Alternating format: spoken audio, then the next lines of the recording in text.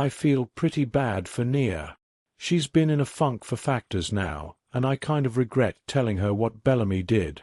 She has this strange kinship with the dead man. It's like she carries his guilt on her shoulders. Still, there's nothing much I can do about that. Hart is being his usual stubborn, inconsiderate self. Nia grows more insistent. We're not sleepers any more, Hart. Can't we stay in the crew quarters now that we're awake? We're almost back to Enna after all. The droid tilts his head at Nia, as if considering her words, but then straightens. His twin orb eyes blink in place, and I wonder if the bolt trap even has a clue what we're saying. Come on, Hart. Stop being such a downer. We just want to bunk in comfy quarters for the night. Those sleeper pods aren't exactly the height of luxury. They feel like morgue slabs. Hart turns his dead stare on me. You are sleepers. Those are your quarters. Nia puts a hand on his shoulder, and his head swivels to her. But surely at some point we inherit the quarters of our predecessors. Hart seems to consider this a moment, then shakes his head. Your duty does not require an adjustment in your sleeping quarters. He leads us down the corridor toward Nia's room. I glance behind us. The room I woke up in is all the way at the other end of the ship, beyond the lift. I bite my lip. Can we at least be together? Hart turns to me again. Sleeper quarters are only equipped with a single pod. I know that. That's why we thought we could move to the crew quarters. I saw some rooms had twin share. That annoying eyebrow quirk above one of his orbs lifts, and I sigh. Come on, Hart. Lighten up, will you? We've been alone and asleep for narcycles. Can't you understand that we don't want to be alone anymore? His eyebrow disappears, and his orbs blink. An odd rumble hisses from his chassis. Your emotional response is not computable. I know, it doesn't make sense. I gear up to rant at him, but Nia puts a hand on my shoulder, so I turn to her. She keeps her focus on the droid. Hart, you haven't really explained about our mission. What more do you know of it? He looks as if the question startles him. I wonder if he's trying to formulate a lie. Do droids lie? He turns away to continue leading us down the hall, so I grab his arm, pulling him to a stop. He spins to face me. Why don't you tell us anything? I demand, leaning close. He splutters. You can't just use us like this. We're people, you know. Nia puts her hand on my arm again, but I shake her off and turn to her. How can you be so calm about all this bullscat? He's just using you. Don't you see that? Hart blusters. But your mission. It was never our mission, Hart. It was Captain Bellamy's mission, and he's dead. He and his whole crew threw away their lives on some pipe dream.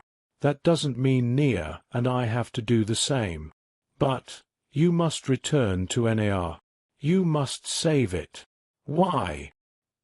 He blinks, and I want to throw my fist through the stupid screen of his face. Those features seem to communicate so much, but it's all just a program. Like everything else on this ship, Hart's just a fabrication of someone's greater plan for our lives. You must return to NAR with the cure. What is the cure, Hart? Do you know? Do you even know what's happened on the planet? It's been more than 200 narcycles. Maybe there's nothing to go back to. I hate the pit of guilt in my stomach as the soft pink of his hover jets fade to a pale blue-green. His head dips, and he turns away. We must complete the mission. You don't even know what we're going back to, do you? The captain. Igrim's beak. Hart. Nia's the closest thing we have to a captain. You said so yourself. But you won't even let her, let either of us, sleep on a real bed. Are we just machines to you? Wish. Nia whispers. She rubs her head, and I feel instantly ashamed. She's worked so hard, for so long. She must be exhausted, and all I can do is rant and rave about how unfair all this is. It's most unfair to her. She turns to Hart. Can we at least be in the sleeper bays beside each other? He huffs, as if disgruntled, and I wonder how he manages to snort without a nose. He's so self-important. I grind my teeth, but keep my mouth shut. He pauses at the door to the cell beside Nia's, and makes a noise as if clearing his throat. Nia turns to me. Please, Wish. Remember the plan. She pauses, meaningfully, and it takes me a moment to remember what she's talking about. Then it clicks. We aren't planning to stay in our cells tonight. We have other things to do. Oh, I nod. I remember. Although we aren't able to convince Hart to lighten up about our accommodations, he does let Wish use the room directly beside mine rather than the one at the other end of the ship where she'd first awoken. You're right, I'm tired. Wish feigns a yawn. Hart hums. Yes, you must sleep. Your frail Nerian forms were not designed to sustain long periods of activity. You have been awake 36 factors. You need rest. Hart stands back after shepherding Wish into her room and closes the door. She leans up against the glass window and calls, "You'll wake me up, right?" I nod. Even I can see how wiped out she looks. The dark shadows under her eyes make her pale skin more pronounced. I imagine I must look the same, but every time Hart mentions sleep, my heart pounds and I want to scream and run. Instead, I swallow the anxiety and clench my hands, drawing a sharp breath. Hart leads me to the next door, and I step inside. We can't really argue with the droid. Although I'm not sure what he could do to us, I wouldn't be surprised if he'd consider giving us an electric jolt to knock us out, and I'd rather keep my wits about me. Besides, we're not actually planning to stay confined to quarters tonight. I turn and watch the door close behind me. It clicks with a resolute lock, and I frown. Did he just lock us in? Wish's voice asks through the tablet still clipped to my hip. I lift the screen and see her face looking at me through the glass. Oh, video. She winks. Cool tech, huh? So, can you get us out of here? Let's give Hart some time to wind down, but yeah, I can probably get us out of here. We both settle back. Wish lies down on the sleeping pod, but I can't bring myself to go near mine.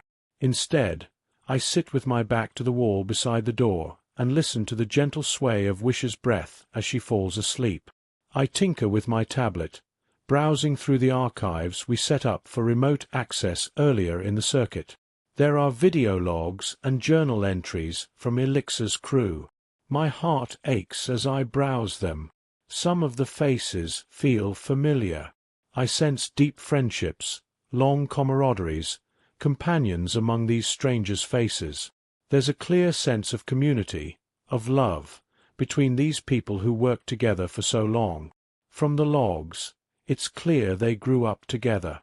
They grew old together.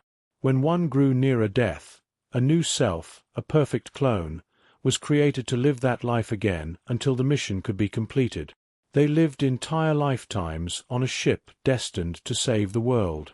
Each lifetime a perfect replica of their last. No mistakes, no genetic flaws like mine. I swallow, feeling the weight of it all resting on my shoulders. I don't even know these people, but Wish and I, Hart and Elixir, we are all that's left of a centuries-old mission. We are the only ones who can bring back the cure to save what remains of our people. If anything remains at all. A few factors pass as Wish naps, and I browse through the records. One in particular causes an ache deep in my heart. I linger on it, watching the eerily familiar face. He looks like Wish, but he isn't. His soft smile doesn't reach the sad shadows in his eyes. The video snippet is a fragment. It looks like it once belonged to a longer log, but I can't find a way to restore the rest of the entry. Instead, all I catch are a handful of words. Deep in my gut, I sense a good man. A kind, caring, fun-loving man. "Good luck, brother," the man says. His voice is thick with true admiration, real brotherly love. Then he casts his eyes down as if wounded and in pain. When he looks up again, gazing directly at me through the screen, his eyes are laced in haunted shadows of regret. "I'm sorry," he whispers. I know his heart is breaking. Mine is, too. I feel Bellamy's pain all over again. Torn away from a brother he truly loved. "Ollie," I whisper, feeling the name on the edges of memories I can't quite grasp. "Nia," Wish asks, and I startle because I hadn't realized she'd woken up. "Yeah." I swallow to clear my throat. "Are we ready?" I glance around at the empty room around me. I nod even though I don't have the video mode turned on, so she can't actually see me. "Yeah, let's do this." I hook my tablet into the door controls and override the lock within ticks. Child's play. The door slides open and I let Wish out of her cell. "Now, we must be quiet while we deal with Hart. I don't want him to wake up." She nods and we make our way down the corridor to his charging station. Hart is jacked in with his controls set to powered down mode.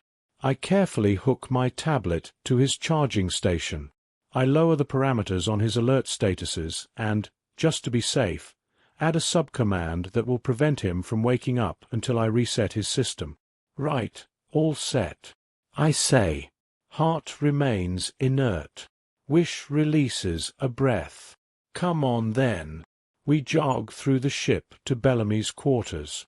The room looks exactly as we left it. I nudge open the closet again and set to work on the electronic lock, securing the wall safe inside. It's complex, but I can't help but feel Bellamy could have hacked this himself. Why did he resort to trying to open it by force? Was his mind so far gone in his final hours? The door pings as it finally releases and opens. Wish cheers. "Yes, you got it." I reach forward and pick up the small clear disc of glass that rests on the base of the safe. "Do you think that's it?" Wish asks. "I imagine so." I glance around the room, wondering how to read the disc. Instinctively, my gaze is drawn to a panel on the wall beside another large screen display, currently dark. I cross the room and slip the disc into the small groove. The screen flickers to life with a series of blueprint designs. I examine them closely, piecing together the machine's function. What is it? Some kind of dispersal unit. It's designed to cause Elixir's warp shield to emit a unique pulse seeded with some kind of liquid particles that are stored in the ship. They constructed this device, but the fabrication drive lacks the ore crane needed to make the plasma it requires.